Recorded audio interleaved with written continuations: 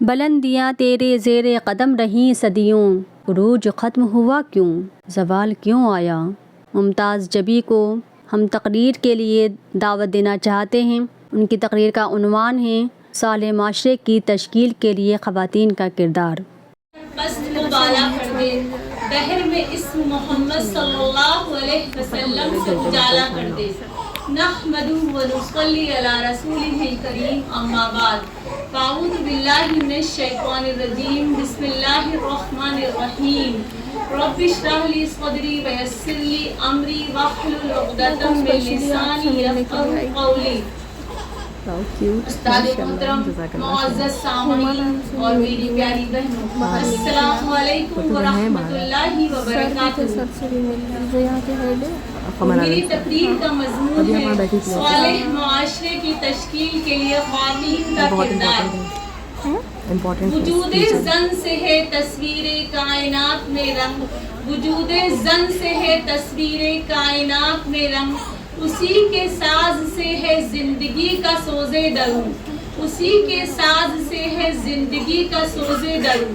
مکالمات فلاطوں نہ لکھ سکی لیکن اسی کے شعلے سے پھوٹا شرار افلاطون۔ اللہ تعالیٰ نے مرد اور عورت کو ایک خاص مقصد کے تحت دنیا میں بھیجا ہے۔ جب تک کردار سازی میں عورت کا کردار نمایاں نہ ہوگا، تب تک یہ معاشرہ ترقی نہ کر سکے گا۔ اسلام نے عورت کو اعلیٰ مقام پر فائز کیا ہے۔ پہلے مرد حضرت آدم علیہ السلام ہیں اور پہلی عورت حضرت حوا ہیں۔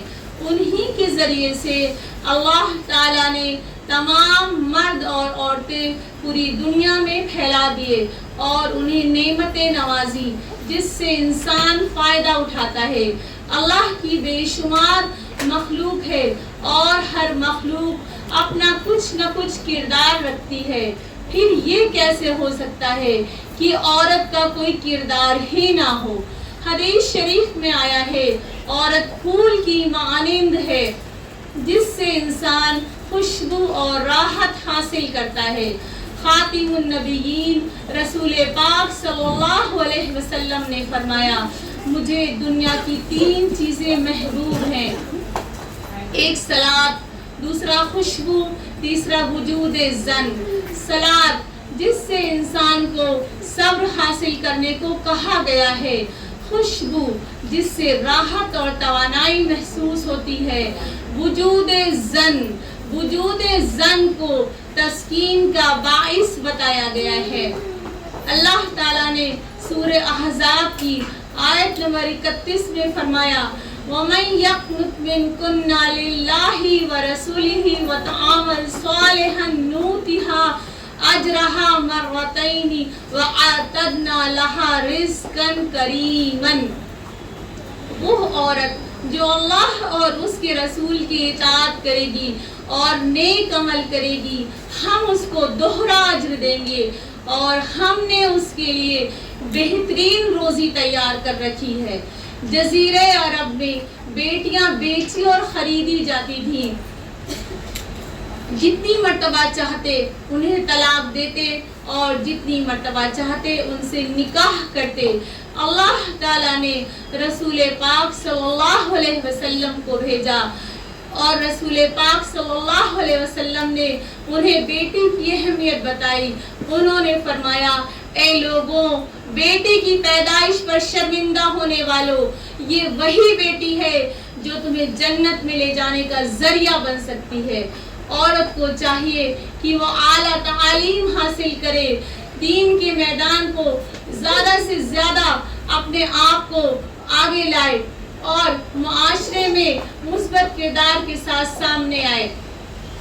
اگر ماں تعلیم یافتہ ہوگی، اس کا بچہ بھی تعلیم یافتہ ہوگا۔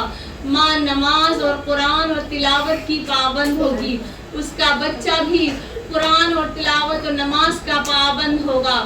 اگر ماں ناچ گانا فحش گوئی کی شوقین ہوگی، اس کا بچہ بھی ناچ گانا اور فحش گوئی کا شوقین ہوگا۔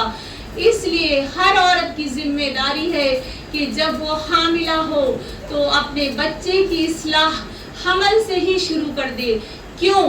کیونکہ آج کے بچوں سے ہی کل کا معاشرہ بنتا ہے۔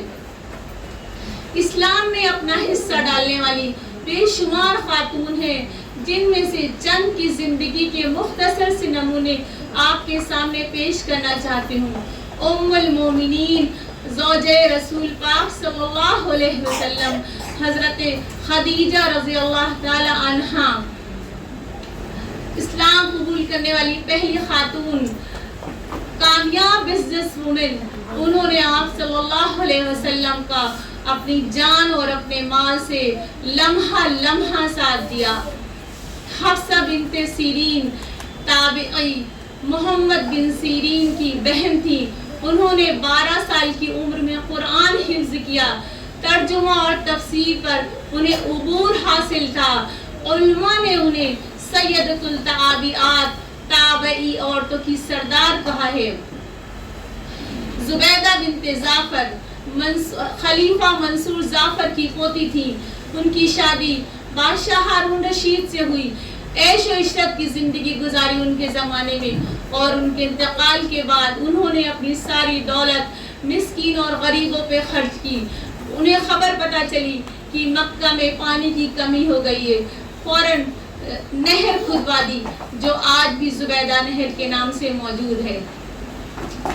بادشاہ اورنگزیب کی شہزادی، انہیں تفسیر اور فقہ پر عبور حاصل تھا، انہوں نے نہایت ہی ذہین خاتون تھی، انہوں نے اپنی مال و دولت غریبوں پر خرچ کی۔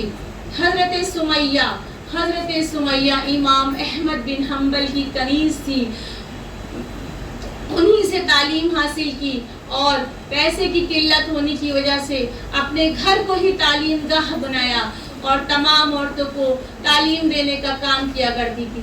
جب یہ خاتون اتنے بڑے بڑے کارنامے انجام دے سکتی ہے تو ہم کیوں نہیں؟ کیا ہم اپنا وقت، پیسہ اور علم یوں ہی ضائع کر دیں گے؟ نہیں، بالکل نہیں۔ اللہ تعالیٰ نے جو ہمارے شانوں پر ذمہ داریاں ڈالی ہیں، چاہے وہ گھر کی ہوں یا باہر کی، انشاءاللہ تعالیٰ ہم اس کا احساس بھی رکھیں گے اور اس کو پورا کرنے کی کوشش بھی کریں گے۔ وآخر دعوانا الحمدللہ رب العالمین۔ السلام علیکم ورحمۃ اللہ وبرکاتہ۔